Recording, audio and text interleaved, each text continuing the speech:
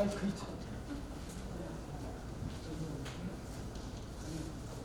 시간 1시간 더 있죠? 오늘은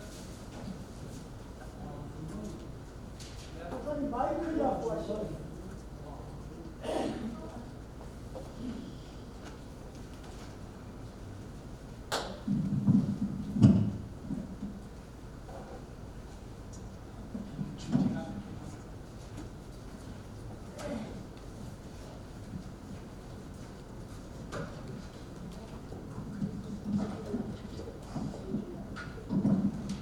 다음 시간 1시간 더 있습니다. 지난 시간도 못했고, 예? 그거 지난 시간에 안 했고 그랬기 때문에 벌써 우리가 2번을 빠졌거든요. 그래서 한 번을 더 해야 제가 될 수가 있습니다. 그러니까 자, 오늘은 예수님의 재림에 관한 재림.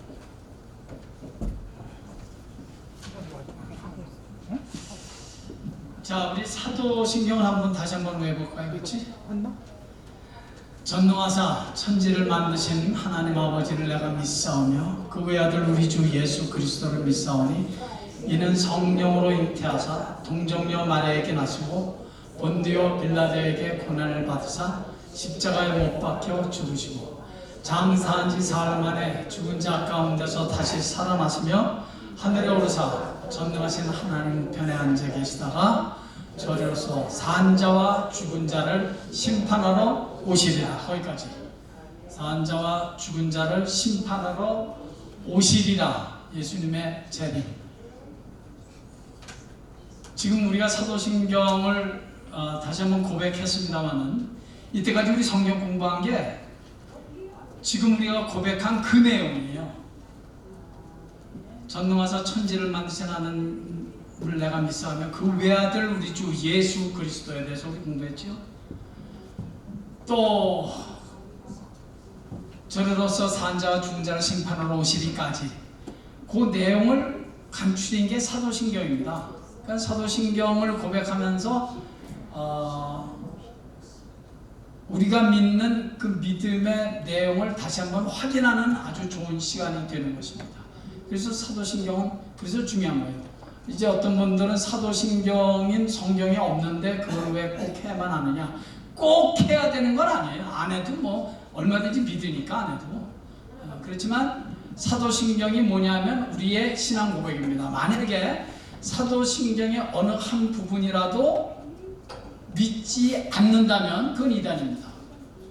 뭐 다른 거는 괜찮아요. 함부로 이단이라고 할 수는 없어요. 그런데 사도신경에 있는 내용을 하나라도 믿지 못하면 그건 이단입니다.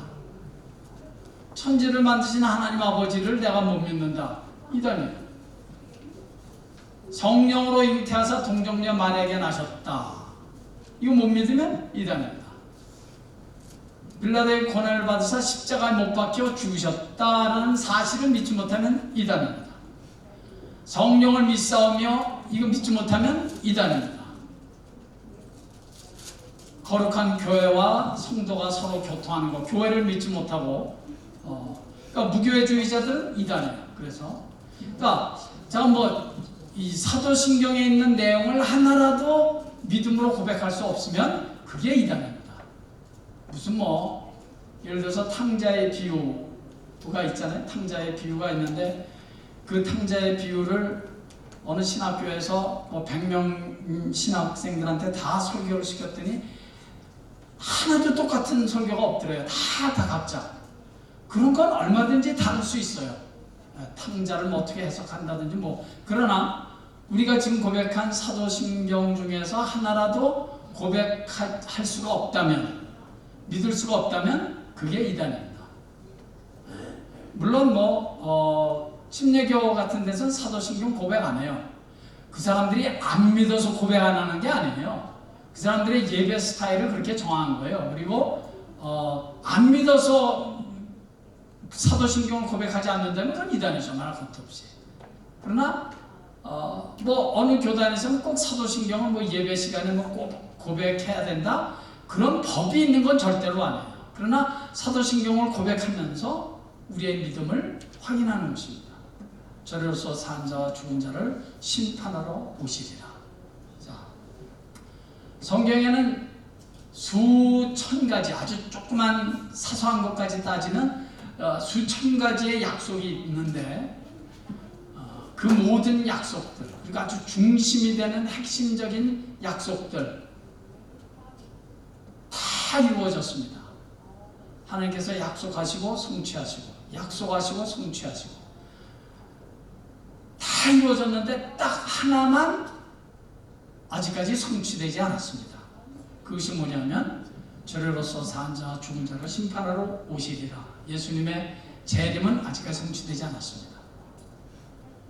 그러나 우리 한 가지 확실히 알 것은 이제까지 예수님께서 하신 성경에 기록된 모든 약속의 말씀들이 다 이루어졌다면 성경이 마지막으로 약속하고 있는, 그리고 마지막 아직까지 성취되지 않은 그 약속의 말씀은 이루어지는 것이, 성취될 것이 너무나 자명하죠. 이제까지 다 이루어졌는데 남은 마지막 한 가지 하나님의 약속, 내가 다시 오겠다. 이 약속의 말씀이 이루어지는 것은 말 그대로 시간 문제일 것입니다. 예수님의 재림. 그래서 예수님의 재림을 만약에 누가 난 예수님의 재림을 믿지 못한다. 그리고 어떤 그 이단은 이렇게도 말해요. 예수님의 재림이라는 것은 실제로 예수님께서 이 땅에 계시던 그대로 이 땅에 오시는 것이 아니라 영적으로 오신다. 뭐 이렇게 해석하는 사람이 있어요. 영적으로. 그 이단입니다.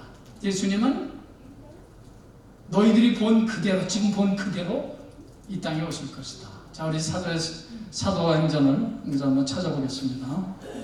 사도행전, 사도신경이 아니라 사도행전 1장, 사도행전입니다. 1장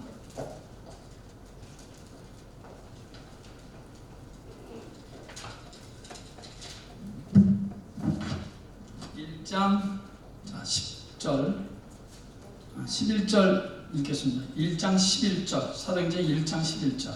자, 시작. 이르되 갈릴리 사람들아 어찌하여 서서 하늘을 쳐다보느냐. 너희 가운데서 하늘로 올려주신 이 예수는 하늘로 올라가심을 본 그대로 오시리라 하였느니라. 아멘. 이제 예수님께서 이제 마지막 그 올리브 산에서 이제 승천하시는 모습을 이제 그곳에 있었던 많은 제자들이, 적어도 150명 이상 되는 제자들이 예수님께 승천하는 모습을 이렇게 보셨겠죠. 봤을 때 천사들이 그 제자들에게 말하는 것입니다. 그러니까 제가 보기에는 제자들이 예수님께서 이렇게 승천에 올라가시니까 그 광경이 우리가 상상만 하더라도 참 이게 너무 참 그 뭐라 그래야 되나, 참 그 황홀하기도 하고 너무 신비롭기도 하고 그런 광경 아니겠어요? 부활하신 예수님께서 자기들 바로 눈앞에서 승천하시니까, 그러니까 그냥 아주 멍하니 있어. 너무 놀라고 너무 신비스러우니까 멍하니 이렇게 쳐다봤던 것 같아요. 그랬더니 천사가 이제 말하기를, 왜 어떻게 이렇게 멍하니 이렇게 쳐다보느냐. 너희들이 지금 본 그 예수는 지금 본 그대로, 올라가신 그대로 다시 오실 것이다. 그러니까 이 말씀에 그 근거로 했을 때 예수님께서 이 땅에 다시 오실 때의 모습은 승천하실 때 그 모습 그대로 오시지 않을까, 그렇게 생각합니다. 그리고 이 땅에 33살까지 사시다가 올라가셨으니까 아마 다시 오실 때도 그 정도 나이의 예수님으로 오시지 않을까. 어떤 간에 너희들이 본 그대로 오실 것이다. 예수님께서 성경 분명히 우리들의 재림을 약속하고 있습니다. 그런데 제가 지난번 제가 얼마 전에 몇 주 전에 그 노아의 때라는 그 이제 설교 말씀을 드리면서도 언급한 것으로 기억합니다만은 예수님께서 이 땅에 그 오시게 될 때 그 날짜는 우리가 첫째 모른다 하는 것입니다. 날짜는, 예수님이 오시는 날짜는 모른다는 것입니다. 만약에 날짜를 누가 얘기한다면 그거 이단입니다. 그러니까 간단해요. 성경이 항상 기준이니까 성경의 기준에서 어긋나는 것을 얘기하면 이건 굉장히 중요한 문제거든요. 아주 중요한 문제인데, 근데 그것을 이제 이상한 말을 하면 이제 그 이단이 되는 거죠. 그런 이단이 우리 주위에 많이 있었습니다. 그죠? 뭐 마라나타 뭐 이런 사람들 뭐 이제 있었잖아요. 그래서 다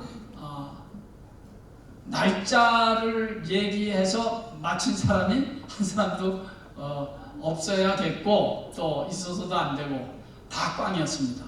그러니까 날짜는 절대로 성경은 말하고 있지 않습니다. 일일이 제가 성경 안 찾겠습니다. 여러분들 성경 읽으시면서 찾으십시오. 이 자리에는 독한 남자, 독한 여자 많이 계시겠죠? 열심히 성경을 독한 여자, 남자 되시기 바랍니다.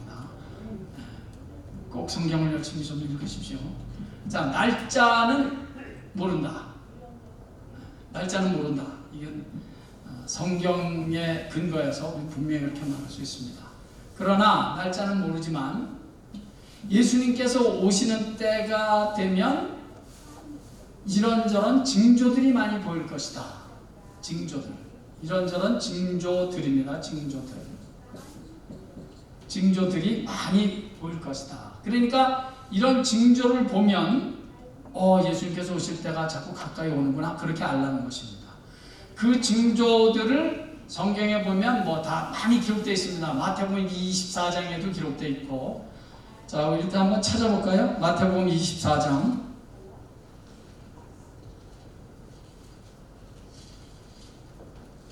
마태복음 24장.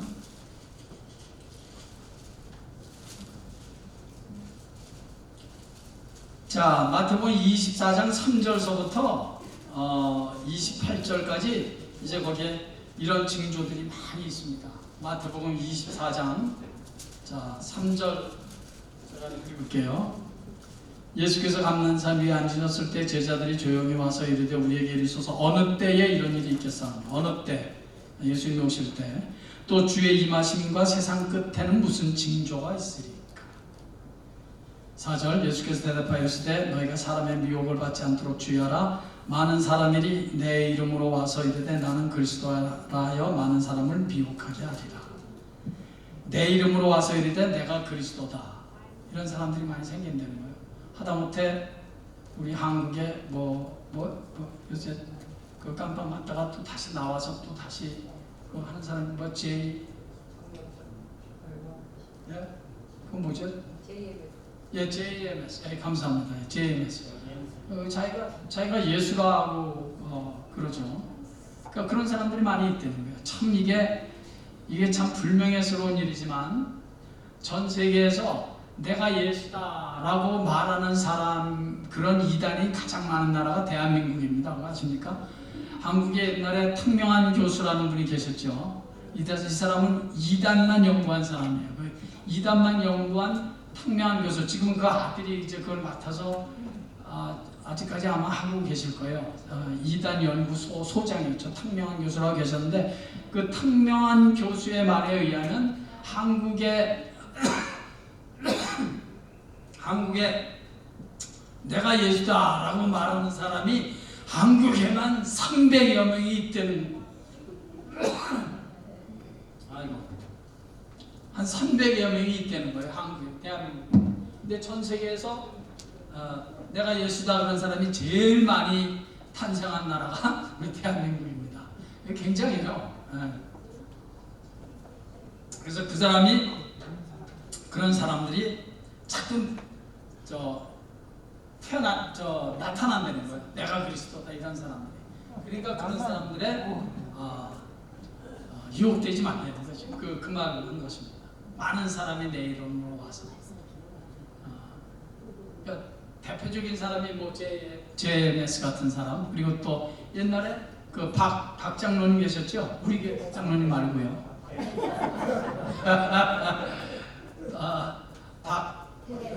박태선이. 그 사람도 처음에는 막 신유은사가 나타나고 그러니까 굉장히 처음에 괜찮았어요. 근데 막 신의 역사가 막 나타나고 막 사람들이 모이고 하면서 나중에 이단이 된 거죠. 자기가 무슨 뭐 강남나무 뭐 또 통일교 문선명이도 그 사람도 원래 집사였잖아요. 뭐 그렇게 아주 열정적으로 잘 믿었던 사람인데 참 그렇게 잘못 가서 나중에는 자기가 예수다. 자기를 통해서만이 뭐 죄용성이 있다고 이런 사람이 이제 된 거죠. 그런 이단들이 많이 나온다는 거예요. 한국에만 300명이 넘는다니 전 세계적으로는 얼마나 많이 있겠습니까? 그러니까 그런 사람들이 자꾸 많이 나온다는 거예요. 6절 24장 6절입니다. 마태복음. 난리와 난리 소문을 듣겠으나 너희는 삼가 두려워하지 말라. 이런 일이 있어야 돼. 아직 끝은 아니다. 난리와 난리. 여러분, 제가 한 가지 확실하게 여러분들에게 아주 장담하면서 예언할 수 있는 거 하나 있습니다. 세상은 점점 더 요란해지고 난리로 벅적벅적 될 것입니다. 세상은 가면 갈수록 이 세상은 난리로 충만해질 것입니다. 저 분명히 예언합니다. 이 세상은 절대로 평화 좋아지지 않습니다. 세상은 난리 소문. 우리가 사는 지금 이 세대가 그렇죠. 옛날보다 요새 더 이상한 난리들이 많이 난다는 생각 안 하십니까? 안 하시는 모양인데 저는 굉장히 그런 생각이 듭니다. 예전엔 예를 들어서 제가 국민학교, 중학교, 고등학교 다닐 때 그리고 제가 신학교에서 다닐 때만 해도 세상이 이렇게 난리스럽지는 않았어요. 근데 최근에 들어와서 무슨 무슨 병이다 그냥 난리 그리고 홍수 그냥 지진 해일 난리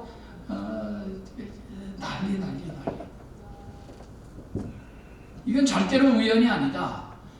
세월이 가면 갈수록 여러분 이 지구촌은 난리로 충만해질 것입니다. 그러니까 여러분들 뉴스를 보시다가 홍수가 나서 수천 명이 죽고 수만 명 죽고 코로나로 죽고 전에는 뭐였죠? 멜레스 그런 질병이 있었잖아요. 그래서 그냥 수천 명이 죽고 그런 하는 일들이 난리 소문 이게 다 말세의 징조라고 성경은 말하고 있습니다. 그런데 그런 거는 제가 다 지금 차치하고요. 그런 건 다 차치하고 우리가 주목해야 될 몇 가지 중요한 징조가 있습니다. 그거를 제가 말씀드리려고요. 마태복음 24장 읽어보시면 다 나와 있어요. 다 나와 있으니까 이러이러한 징조들이 있구나 나와 있는데 우리가 꼭 주목해야 될 몇 가지 중요한 징조들이 있습니다. 제일 첫째, 누가복음 21장 한번 다 같이 찾아보겠습니다. 누가복음 21장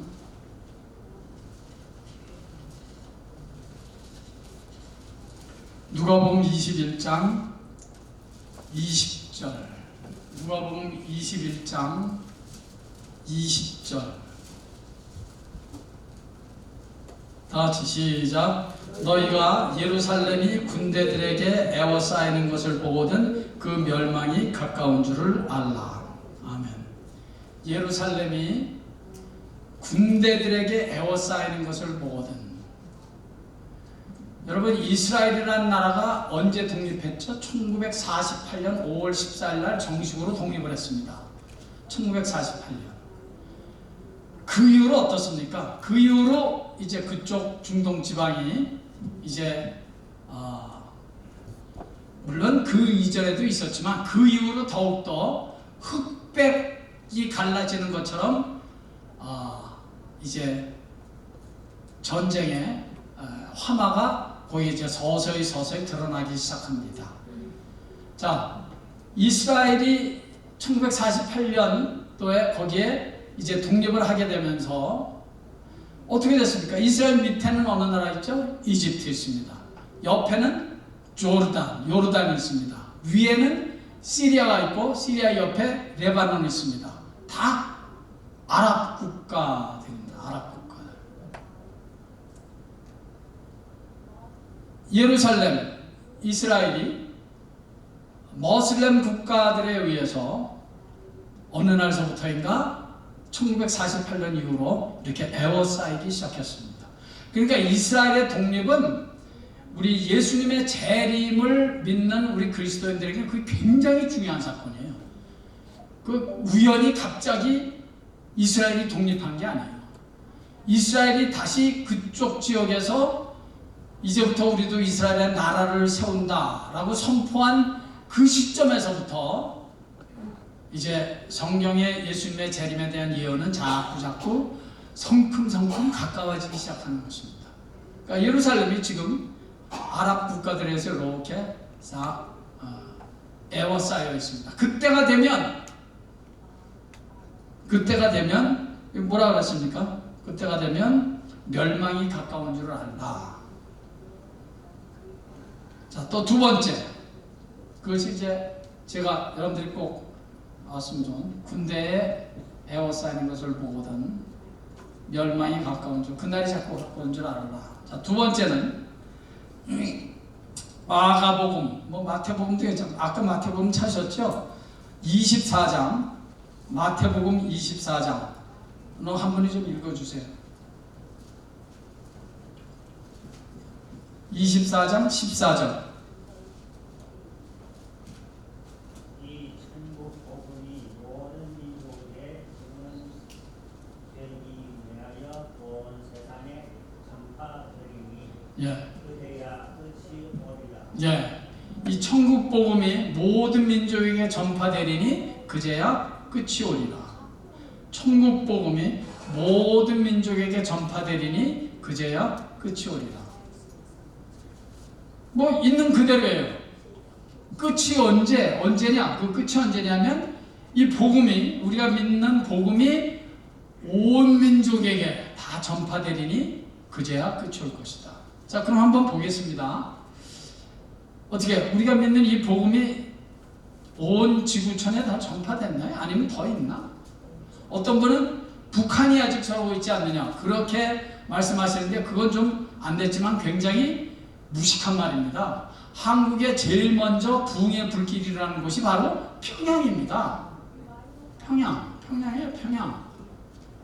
나는 평양에서부터 복음이 전파되는 거예요. 그러니까 지금은 비록 공산주의 때문에 저렇게 드러내놓고 예수를 못 믿지만 이미 벌써 북한에는 복음이 들어간 지 오래됐어요. 한국의 기독교 개신교 역사의 첫 시발점 성령의 불은 평양에서 터졌어요. 그리고 또 어디가 있겠습니까? 어떤 분들은 이렇게 말해요. 나라별적으로는 많이 전파됐을지 모르지만 부족별, 그러니까 예를 들어서 제가 있었던 파라과이 같은 데는 다른 인디언들이 많이 이렇게 좀 있습니다. 근데 어떤 인디언들은 아주 복음이 전파되지 않았다는 거죠. 그런 식. 아프리카에 잘 이름도 없는, 지도상에도 없는 그런 부족들이 사는데 아직까지 복음을 듣지 못한 부족이 있다. 이렇게 보는 사람이 있는데 그렇지 않습니다. 성경은 모든 민족에게 이 복음이 전파될 텐데 그때 되면 끝이 오겠다. 제가 볼 때 복음이 전파되지 않은 나라는 없습니다. 이 땅에 다 전파됐어요. 이미 다 전파됐어요. 이미 다 전파됐어요. 물론 브라질의 아마존 저 속에 깊숙이 아마존의 정글에는요 이렇게 정상적인 도시에서 사는 사람들이 접근하지 못하는 그런 족속들이 있습니다. 그런 사람들. 왜냐하면 가면 그냥 걔네들이 죽여요. 왜냐하면 병도 옮고 막 그러기 때문에. 그런 족속이 있다고 해요. 근데 실제로 있겠죠. 있을 거예요. 근데 모든 민족에게 전파되면 복음이 예수님께서 오시겠다. 그 말은 그런 잘 알려지지도 않는 족속에게까지 복음이 전파되는 것을 의미하지는 저는 않는다고 생각합니다. 나라별로, 적어도 민족별로, 나라별로 봤을 때 복음은 다 전파됐다. 다 전파됐다. 제 말 무슨 말인지 아시죠? 복음이 전파되지 않는 데는 없어요. 제가 베트남에 한 3년 있었습니다만은 이미 벌써 전 지금 제가 말씀드리는 거는 저 캐톨릭이 아닙니다. 캐톨릭이 아니고 우리 개신교를 말하는 거예요. 물론 제가 하노이에서 있었는데 하노이에는 예수를 모르는 사람들이 있어요. 예수가 뭔지 모르는 아이들이 있더라고요. 제가 어느 고아원을 우리가 선교했는데 그런 데가 있어요. 그게 뭐 얼마 되진 않았죠. 그러나 저부터라도 가서 그 아이들에게 제가 예수를 전했고, 그리고 그 이후로 제가 온 이후로 물론 이미 한국 선교사님들이 많이 가 계셨고, 제가 있을 때 한 60명이라 그랬는데 지금은 뭐 더 많이 계시겠죠. 복음은 다 전파됐습니다. 지난주에 들었습니다. 캄보디아, 우리 캄보디아 선교사님을 중심으로 많은 분들이 벌써 복음 다 전했습니다. 어디? 아프리카에 복음, 우리 한국 선교사가 안 들어간 데 있어요? 다 들어가 있어요. 다 들어가 있어요. 복음은 다 전파됐어요. 다. 개인에게는 전파 안 됐을지 모르지만 그거야 뭐 우리 뭐 여기 저 하이데저트는 뭐 개인에게는 전파 안 될 수 있잖아요. 그거 똑같은 거예요. 그러니까 개인에게 전파 안 됐다. 족속으로 따지면 아직 전파가 안 된 족속이 많다. 그렇게 따지면 안 돼요. 민족별로 나라별로 복음은 다 전파됐다. 자, 아까 우리 김성진 장로님이 읽으셨습니다만은 천국 복음이 다 전파되면 그제야 끝이 오리라. 지금은 그 끝이에요. 지금은 다 전파됐어요. 전파 안 된 데 없어요. 다 전파됐어요. 남미 다 전파됐어요. 쿠바가 전파 안 된 것 같죠. 제가 남미에 있을 때 큐바에 홍 선교사님이라고 아주 똑똑한 머리 좋은 선교사님 거기 신학교 세웠어요. 그게 벌써 한 20년 가까이 된 일이니까. 자, 이런 얘기는 뭐 제가 더 이상 드리지 않겠습니다. 자, 그런데 이제 진짜 중요한 것은 이것입니다. 세 번째, 이 천국 복음이 다 전파된다. 이스라엘이 군대에 에워싼 것을 보거든 멸망이 이른 줄 알아. 끝이 올 줄 알아라. 꼭 기억하십시오. 자, 세 번째는 이스라엘의 회복입니다. 이스라엘의 회복 혹은 뭐 구원. 예수님은 이스라엘 유대민족의 한 사람으로 오셨습니다. 그래서 예수님의 12제자 그리고 사도 바울을 통해서 이제 복음이 전파되기 시작했습니다. 이방에 복음이 전파되기 시작했습니다. 예루살렘을 중심으로 해서 복음이 저쪽 서쪽으로 westward, 그러니까 서쪽으로 계속 전파되기 시작했습니다. 그래서 복음이 계속해서 예수님의 12제자들을 통해서 또 그 위에 많은 이제 주의 종들을 통해서 선교사님들을 통해서 중국으로 또 북미, 남미로 유럽은 뭐 이미 벌써 사도 바울 당시에 유럽은 벌써 복음이 전파되기 시작했고요. 그리고 인도로 복음이 계속 전파됐습니다. 그리고 드디어 대한민국이라는 정말 지도상엔 정말 눈을 비비고 찾아봐야 찾을 수 있는 조그만 나라 그 조선에까지 이제 드디어 복음이 간 것입니다. 그리고 나서 200년이 가까운 세월이 흘렀습니다. 200년이 흐르면서 한국에 하나님께서 한국이란 그 민족을, 대한민국의 민족을, 코리안이란 민족을 정말 귀하게 사용하신 거죠. 막 복음이 막 불릴 때 일어나서 한국에서 오히려 이제 선교사님들을 파송하기 시작했습니다. 한국 선교사님들이 안 간 선교지가 없을 정도로 전 세계 한국 선교사님들이, 물론 한국은 이제 미국이나 영국 또 스코틀랜드 이런 데의 그 선교사님들로부터 우리는 복음을 받았습니다.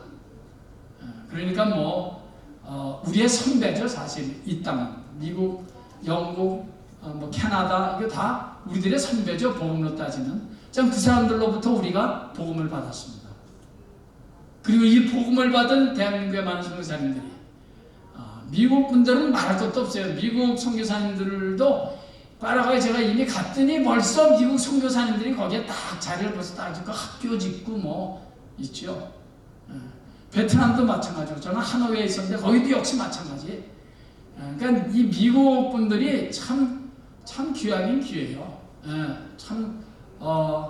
그 1800년 말에 이제 복음이 대한민국에 들어오기 시작했다면 그 당시에 대한민국이라는 것은 미국 사람들이 봤을 때는 완전히 거지 상거지죠. 그런데 그 미국 사람들이 그런 조선의 그 무지하고 어리석고 조그맣고 그런 사람을 위해서 그렇게 복음을 전하기 위해서 그렇게 순교를 했다는 건 이건 정말 하나님의 은혜가 아니면 그런 일이 있을 수 없죠. 좌우간 이게 우리 미국, 캐나다, 영국 사람들한테 우리는 정말 빚진 자입니다. 나는 그래서 이거 좀 얘기가 좀 빗나갑니다만은 요즘 그 한국에 그렇게 좌파들이 많이 있잖아요. 이 좌파들이 뭐 반미 외치고 이런 사람들은 정말 한번 그 사람들 모아다가 한번 어떻게 대한민국이 오늘 이 시간에까지 이렇게 오게 됐는지를 한번 좀 그 사람들한테 좀 강의를 좀 했으면 좋겠어요. 어디 함부로 반미를 외치고 난 정말 있어서도 안 되는 일이고 선교사님들이 얼마나 고생하는 줄 아십니까?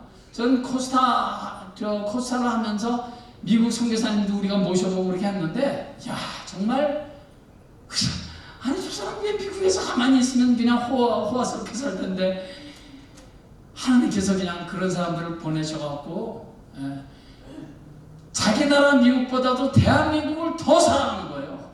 그래서 거기서 죽고 그래서 그 양화원이라는 외국인 선교사님 그 무덤이 있잖아요.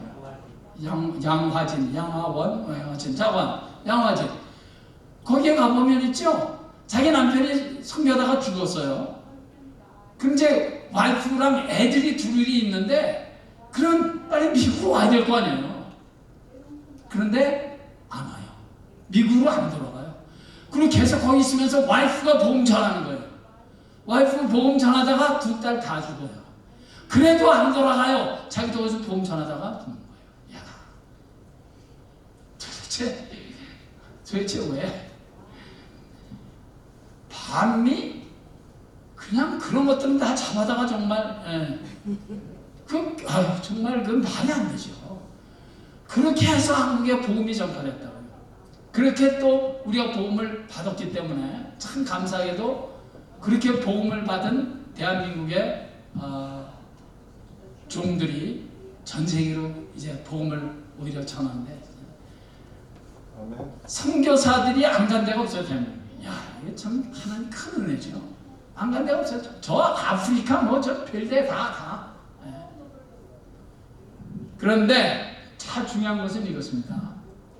복음이 그렇게 이제 다 전파됐거든요. 다 전파되는데 진짜 마지막으로 우리가 주목해야 될 것은 이렇게 전파된 복음이 전 세계를 구석구석 미국 선교사님, 카나다 선교사, 영국 선교사, 스코틀랜드 선교사, 아일랜드 선교사 이런 선교사님을 통해서 지구촌 구석구석을 다 복음을 전파하다가 마지막으로는 이 복음이 어디로 가느냐? 성경은 말하기를 다시 이스라엘로 간다는 거예요. 이거는 제가 무슨 예언하는 것도 아니고 성경에 그렇게 나와 있는 거예요. 이스라엘로 다시 복음이 가는 거예요. 성경의 논리가 참 재밌습니다. 이스라엘은 하나님의 장자라는 거예요. 장자. 근데 하나님께서 하나님의 장자인 이스라엘을 그냥 멸망하게 내버려 두지 않는다는 거예요. 마지막 날에 복음이 전 세계 곳곳이 구석구석 다 전파된 다음에는 이 복음이 다시 이스라엘에게로 넘어간다는 것입니다. 그래서 이스라엘 백성들을 하나님께서 마지막으로 구원하는 거예요. 지금은 이스라엘 백성들은 예수 안 믿잖아요. 그 사람들 예수 안 믿어요. 그 사람들은 지금 예수 믿으면 장례식을 한답니다. 너는 이제 예수 믿으니까 너는 우리 동족이 아니다. 그래서 유대 사람들이 예수를 믿든지 딴 종교로 가면은 장례식을 해요. 너는 이제 죽었다. 너는 우리 이스라엘 사람이 아니야. 그 정도로 그런 사람들에게 다시 복음이 들어간다는 것입니다. 복음이 다시 들어가. 자, 성경이 정말 그렇게 말씀하는가 한번 우리 마지막으로 보겠습니다. 로마서를 보겠습니다. 로마서 11장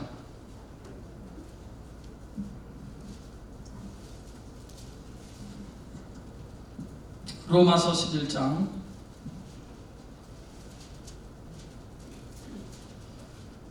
11장 11절 보겠습니다.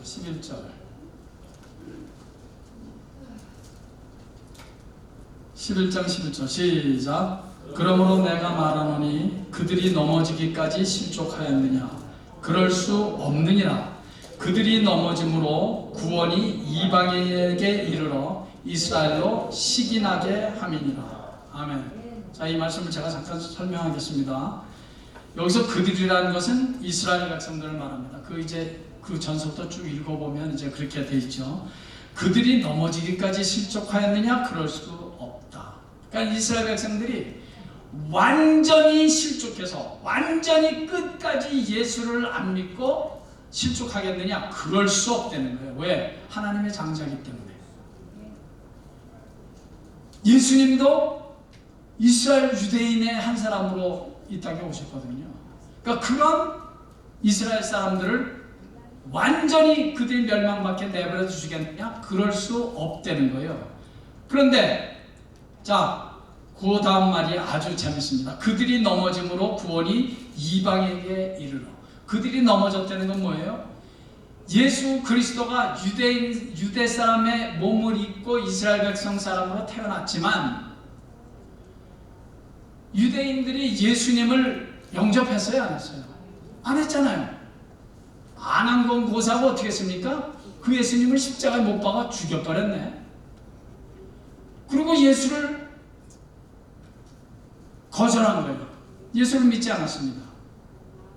그랬더니 그 일을 하나님께서 어떻게 사용하셨냐면 그래? 그러면 이제는 이 복음을, 이 예수를 내가 이방인에게 넘어가게 하겠다. 그래서 이 유대인들이 예수를 버리니까 그 유대인들이 버린 예수가 사도 바울과 같은 사도들을 통해서, 이방인을 위한 사도들을 통해서 복음이 이방으로 넘어가기 시작한 것입니다. 그래서 서쪽으로 쭉 이렇게 가서 우리 대한민국 조선이라는 조그만 나라에까지 간 것입니다. 무슨 말인지 이해하셨습니까? 그러니까는 시기나게, 이스라엘로 시기나게 함이니라. 그러니까 이제 제가 보기에는 지금 정도에는 이스라엘 백성들이 벌써 시기가 난 지가 꽤 됐을 것 같아요. 왜냐하면 분명히 예수는 자기네 유대민족 사람인데 자기네들은 안 믿고 그 예수를 믿고 구원받았다는 사람들의 모임인 교회가 막 온 지구촌에 막 그냥 우주촌처럼 막 일어나잖아요. 그러니까 유대 사람들이 이거 봐라. 예수님은 우리 유대민족 사람의 한 사람인데 우리는 안 믿고 쟤네는 저렇게 잘 믿네? 하면서 시기하기 시작한다는 거예요. 그 말도 이해하셨습니까? 네. 그러다가 이제 세월이 지나면 어떻게 돼요? 자, 그 다음 12절 보겠습니다. 12절. 다 같이 시작. 그들의 넘어짐이 세상의 풍성함이 되며 그들의 실패가 이방인의 풍성함이 되거든 하물며 그들의 충만함이요. 야, 이게 기가 막힌 말입니다. 자, 보십시오. 그들의 넘어짐이, 그들이 누구라고요? 유대인들이 넘어졌다는 말은 뭐예요? 지네들이 예수 죽였잖아요. 예수를 안 믿었다고요. 그래서 복음이 어디로 넘어갔어요? 그 예수가 이방으로 넘어갔단 말이에요. 이방으로. 그래서 정작 지네들은 예수를 안 믿고 그 복음이 이방으로 넘어가서 이방인들이 풍요로워지기 시작했다는 거예요. 이건 뭐 육신적으로 풍요로워졌다는 것이 아니라 영적으로 풍요로워졌다는 것이죠. 그들의 실패가 이방인의 풍성함이 되거든. 그러니까 유대인들이 실패함으로, 이스라엘 백성들이 예수를 믿는 일에 실패함으로 이것이 어떻게 됐다는 거예요? 이방인들에게는 풍성함이 됐다는 거예요. 제가 1980 몇 년도 신학교에서 열려면 한 몇 년도에 신학교 들어갔죠? 1980년인가 79년일 거예요. 79년. 제가 1979년에 이제 신학대학을 들어갔는데 그 당시에 우리 그 신학교에 제 기억으로는 한 600여 명의 신학생들이 있었습니다. 그런데 그 중에 이스라엘 신학생이 2명 있었어요. 이스라엘 신학생. 유대인들이 2명. 지금 어떻겠습니까? 근데 그들이 예수 믿고 걔네들은 그 2명은 자기는 이제 신학교 졸업하면 자기 나라 가서 이제 복음을 전한다. 그래서 온 신학생들이죠.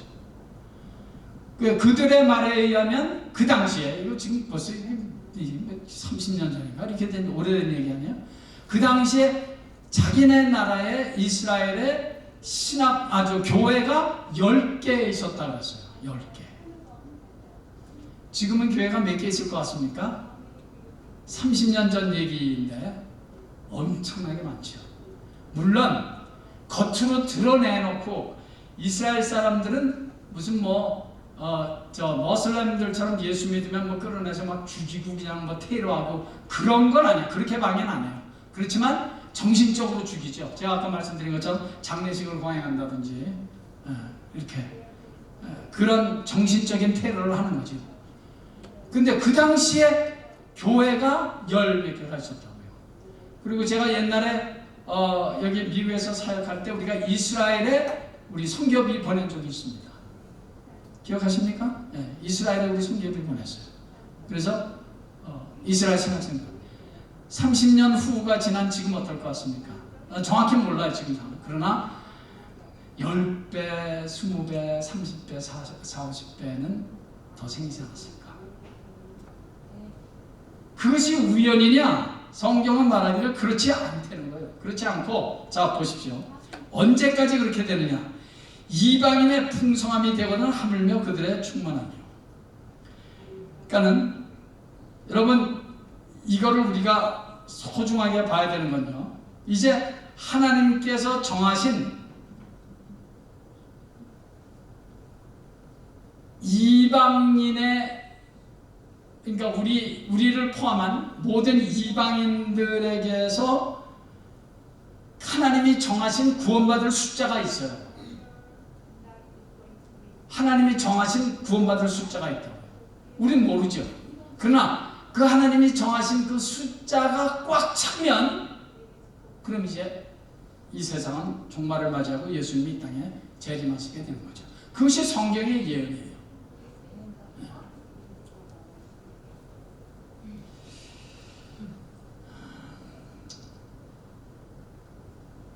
우리가 그런 시대에 살고 있습니다. 그러니까 이제 복음은 전 세계를 지금 돌고 있고 선교사들을 통해서 계속해서 복음은 전파되고 있습니다.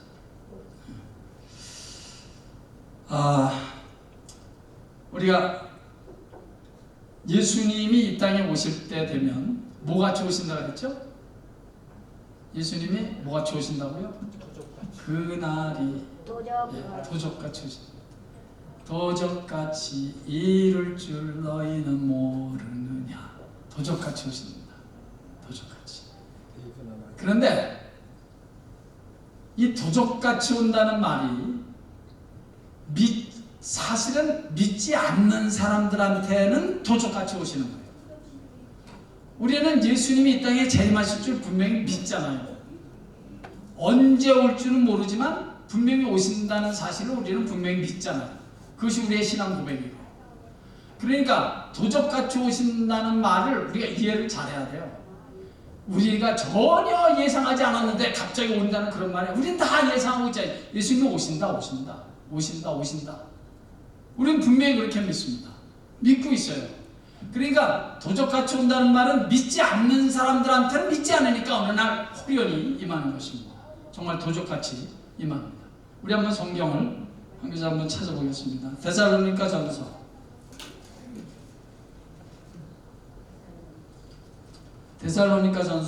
5장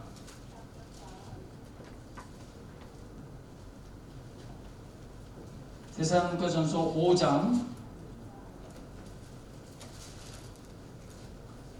2절 3절 시작. 주의 날이 밤에 도둑같이 이룰 줄을 너희 자신이 자세히 알기 때문이라. 그들이 평안하다 안전하다 할 그때에 임신한 여자에게 해산의 고통이 이름과 같이 멸망이 갑자기 그들에게 이르리니 결단코 피하지 못하리라. 요거는 그 2절 3절까지는 불신자들이 대상이죠. 그들에겐 정말 예수님이 도적같이 임하는 거예요. 저들은 전혀 안 믿고 있으니까. 그러나 믿는 자들에게는 어떻게 임하느냐. 4절 보십시오. 4절 다같이 시작. 형제들아 너희는 어두움에 있지 아니하며 그날이 도둑같이 너희에게 임하지 못하리니. 분명히 보셨죠. 못하리니. 우리 믿는 자들에겐 예수님이 도적같이 임하는 게 아니에요. 우리 다 알잖아요. 우리 기다리고 있잖아요. 사모하고 있잖아요. 또 오시면 할렐루야 하면 되는 거죠. 그러니까 그 사실을 우리는 늘 깨어 있으니까, 알고 있으니까, 사모하고 있으니까 우리에게는 도적같이 임하는 것이 아니다 하는 겁니다. 또 한 가지, 예수님께서 지금서부터 2000여 년 전에 몸을 입고 이 땅에 오신 소위 초림이라 그러죠. 초림. 처음 오셨으니까 초림. 예수님의 초림은 우리 죄인된 인간들을 구원하기 위한, 정말 우리 죄인들을 사랑하시기 때문에 예수님은 사람의 몸을 입고 이 땅에 오셨습니다. 죄인된 인생들을 구원하시기 위해서. 그런데 두 번째 이 땅에 오시는, 재림하시는 예수님은 더 이상 사랑의 주님으로 오시는 것이 아닙니다. 두 번째 오시는 예수님은 심판주로 오시는 거예요. 심판주로. 이미 주님께서 이 땅에 재림하시는 그날에 이미 구원받을 자들은 다 구원받고, 죄용산 받을 자들은 다 죄용산 받고 구원받은 백성이 됐어요. 그렇잖아요. 두 번째 예수님이 재림하실 때는 더 이상 그 예수님은 사랑의 주님으로 오시는 게 아니에요. 그 말은 뭐 그렇다고 해서 예수님이 이젠 사랑의 주가 아니다, 사랑이라는 저 성품이 없어졌다는 말이 아니라 목적이 더 이상 사랑의 주님으로 오시는 게 아니라는 거예요. 심판하러 이 땅에 오시는 것입니다. 심판해 주러 오시는 거예요. 그러니까 뭐 그때 뭐 믿지, 그건 다 마귀의 속임수입니다. 두 번째 이 땅에 오시는 예수님은 심판하기 위해서 이 땅에 오신다는 것입니다.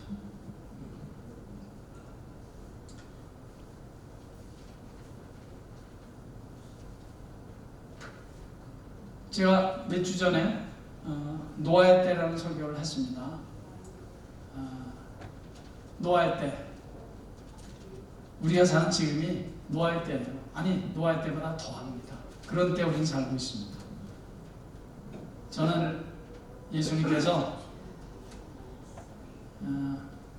빨리 오셨으면 좋겠습니다.